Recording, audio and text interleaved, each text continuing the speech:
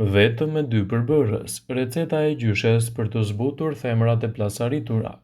Këmbët e plasaritura nuk janë vetëm të shëmtuara, por edhe të dhimbshme.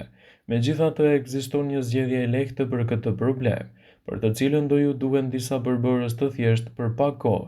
Pasi të kenë mbaruar, mund t'i shihoni këmbët e rigjeneruara si më parë. Ja se si mund të realizoni këtë. Hapi i parë, trajtimi me ujë të ngrohtë. Përbërësit që ju duhen janë uji i vakët, 2 lugë sodë buke dhe 2 lugë me kripë. Hidhni ujin e vakët në një vazk.